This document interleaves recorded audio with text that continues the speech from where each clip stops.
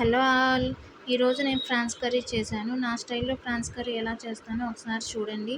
First ఫ్రాన్స్ని 2 times wash చేసుకొని క్లీన్గా దాని స్మెల్ పోవడానికి పసుపు, లెమన్ అండ్ పెరుగు వేసుకొని మిక్స్ చేయాలి. మిక్స్ చేసిన తర్వాత 2 మినిట్స్ ఉడకబెట్టుకున్న తర్వాత వాటిలోని వాటర్ పోయేంత వరకు వాటర్ చాలామంది ఉంచుతారు, కానీ అలా అవసరం లేదండి. అలా అయితే ముక్కలు గట్టిగా వస్తాయి.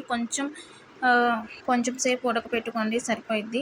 తర్వాత ఆనియన్స్, పచ్చిమిర్చి అండ్ టమాటా వేసుకొని కొంచెం అల్లం వెల్లుల్లి పేస్ట్ వేసుకున్న తర్వాత అవి మగ్గాక ఫ్రాన్స్ వేసుకొని ఇలా కలపాలి. నెక్స్ట్ సాల్ట్ వేసుకున్నాను. కొంచెం ఇప్పుడు వేసుకుంటేనే ముక్కలకు పడుతుంది కదా. నెక్స్ట్ కొబ్బరి పొడి వేసుకున్నాను. వేసుకున్న తర్వాత ఒక 5 మినిట్స్ మగ్గనివ్వాలి.